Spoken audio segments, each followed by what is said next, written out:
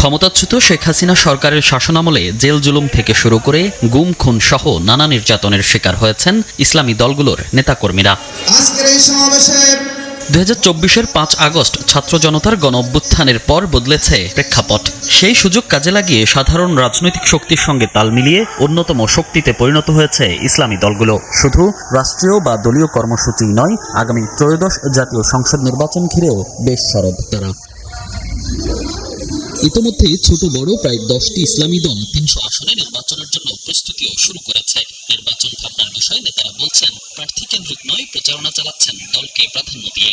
কেউ আবার প্রার্থী কেন্দ্রিক প্রচারণা শুরু করলেও আছে জোটের পরিকল্পনা। এই নির্বাচনে আমরা চেষ্টা করব ইসলামী সকল দল ও মতকে ঐক্যবদ্ধ করে আমরা জোটবদ্ধ নির্বাচন করার চেষ্টা করব। ক্যান্ডিডেট কেন্দ্রিক প্রচারণাটা আমরা এখনো ওইভাবে শুরু করি নাই, যদিও আমাদের ক্যান্ডিডেট প্রস্তুত আছে। আমরা 300 আসনের প্রায় সব আসনেই প্রাথমিক বাছাইটা কিন্তু আমরা চূড়ান্ত করেছি, বাট এটা সেন্ট্রাল অফিসিয়াল ডিক্লারেশন না, এটা দেওয়া হলো আপনাকে, কিন্তু এই সিটটা এটা আপনার নিজের না, জামাতের যে কোনো সময় যে কোনো প্রয়োজনে জামাতের সিদ্ধান্ত দেয় যে কোনো সিট যে কোনো প্রার্থীকে ছেড়ে দিতে বলা হতে পারে। তবে নির্বাচনের আগে সংস্কারকে গুরুত্ব দিচ্ছে বেশিরভাগ ইসলামী দল। সুষ্ঠু নির্বাচন আয়োজনে এখনো অন্তর্বর্তী সরকার পূর্ণ আস্থা অর্জন করতে পারেনি বলেও মত নেতাদের। বর্তমান সরকার নিরপেক্ষতার যে ওয়াদা করেছিলেন জনগণের কাছে এখনো করছে, সেটার উপর ওনারা ঠিক থাকতে পারবেন কিনা, বা কোনো চক্র, সেটা আন্তর্জাতিক হতে পারে, দেশীয় হতে পারে, নানান সংস্থার কোনো প্রেসারে কতটা সোজা থাকতে পারবেন।